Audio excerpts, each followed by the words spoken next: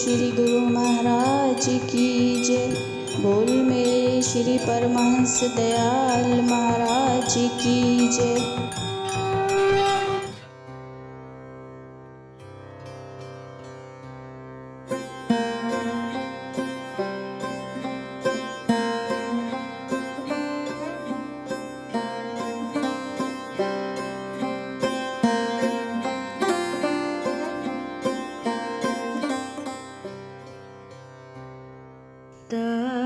तत्वसने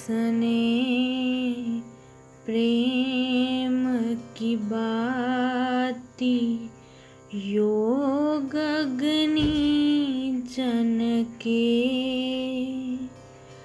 तेरी आरती लायक सो जन, जो है शुद्ध मन के। हरि ओम जय श्री जगतारण।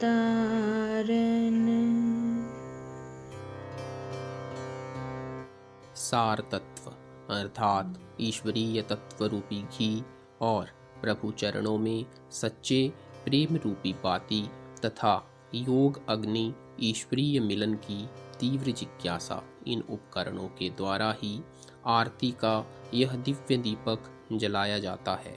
जिन भक्तों और प्रेमियों में वह सद्गुण विद्यमान है और जिनका मन विकारों से निर्मल है, वही इस आरती को करने के सच्चे अधिकारी हैं। भाव यह है कि इन पंक्तियों में भक्त साहिब चंद जी ने आरती के साधन स्वरूप ज्योति के लिए आवश्यक घी, रुई की बत्ती तथा अग्नि का गहनतम रहस्य प्रकट किया है। साधारण दीपक जलाने के लिए तो घी अथवा तेल, रुई और अग्नि की आवश्यकता पड़ती है। साधारण जिज्ञासु यह बाह्य ज्योति जलाकर ही स्वयं को संतुष्ट कर लेते हैं, किंतु अध्यात्मवाद के गहन रहस्यों से परिचित साधक जब तक ज्ञान दीपक को प्रज्वलित नहीं कर लेते, तब तक अपनी साधना की सिद्धि नहीं मानते। श्री सद्गुरुदेव जी की परम पावन आरती उतारने के लिए जिस दिव्य ज्योति की आवश्यकता है, उसका दिग्दर्शन आरती की इस प्रथम पंक्ति में कराया गया है। साधारण भाव तो यह है कि इष्ट चरणों में सच्चा स्नेह ही उस दिव्य ज्योति का घी है। अगाध तथा निरंतर एक रस रहने वाला प्रेम ही रुई की बाती है। अब इस ज्योति को कैसे जलाया जाए, इसके लिए ही योगाग्नि की आवश्यकता है।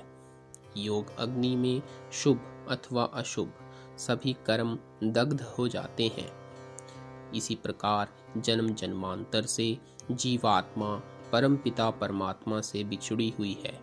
बिंदु और सिंधु का जीवात्मा और परमात्मा का मिलन तभी संभव होगा जब योगाभ्यास किया जाएगा।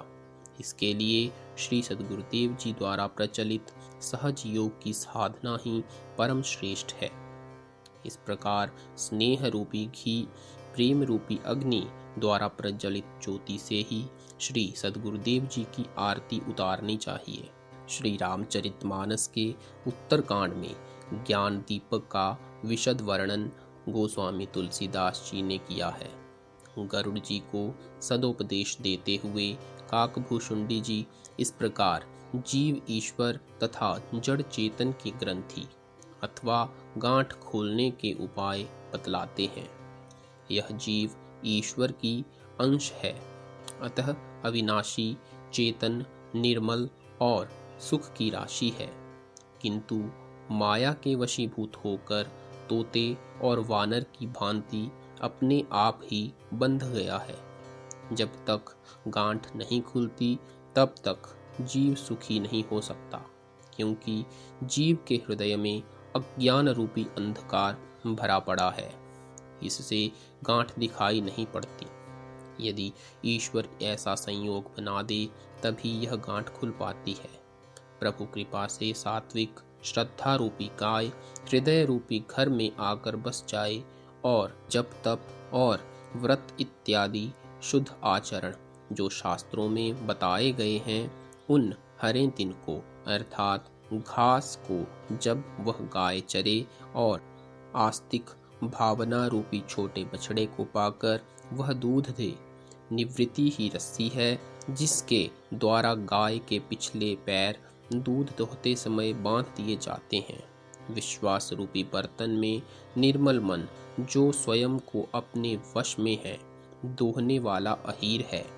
इस प्रकार परम धर्ममय दूध को दोह कर उसे निष्काम भाव रूपी अग्नि पर गर्म करे, फिर क्षमा तथा संतोष रूपी वायु से ठंडा करके धैर्य और मन का निग्रह रूपी जामन देकर उसे जमावे। फिर प्रसन्नता रूपी पात्र में तत्व विचार रूपी मधानी से इंद्रिय दमन आदि खंबे के सहारे सत्य और सुंदर वाणी रूपी रस्सी लगाकर उसे मथे और निर्मल वैराग्य रूपी मक्खन निकाले। इस प्रकार योग रूपी अग्नि प्रकट करके उसे शुभ अशुभ कर्म रूपी ईंधन जलाकर जब इस मक्खन का ममता रूपी मल जल जाए, तब ज्ञान रूपी घी को निश्चयात्मक बुद्धि से ठंडा करे। ऐसी विज्ञान रूपिणी बुद्धि से दीवट बनाकर उस पर जमा कर रखे। जागृत, स्वप्न, सुषुप्ति तीनों अवस्थाओं और सत रज तम तीनों गुण रूपी कपास तुर्यातीत अवस्था रूपी रुई निकालकर फिर उसे संवार कर उसकी सुंदर बत्ती बनावे। गोस्वामी तुलसीदास जी अगले सोरठे में विज्ञान रूपी दीपक को जलाने का लाभ दर्शाते हुए कहते हैं, यही विधि ले से दीप तेज राशि विज्ञानमय, जातहि जासु समीप जरहि मदादिक सलभ भय। इस प्रकार तेज के भंडार भक्ति रूपी दीपक के जलाने से काम, क्रोध, मद आदि सब पतंगे जल जाते हैं। आरती की दूसरी पंक्ति में शुद्ध मन की आवश्यकता पर बल दिया है। घर में यदि किसी अतिथि ने आना हो तो उसके स्वागत सत्कार के लिए कितनी तैयारी की आवश्यकता होती है। इस घर के अंदर सद्गुरुदेव जी के दिव्य स्वरूप को बसाने के लिए अथवा ऐसी ज्ञान ज्योति को प्रज्वलित करने के लिए भला कितनी शुद्धता की आवश्यकता होगी, इसका अनुमान श्रोता स्वयं ही लगाएं। इस पंक्ति का साधारण अर्थ तो यही है कि शुद्ध मन वाले जिज्ञासु ही श्री सद्गुरुदेव जी की आरती उतारने के अधिकारी हैं। जयकारा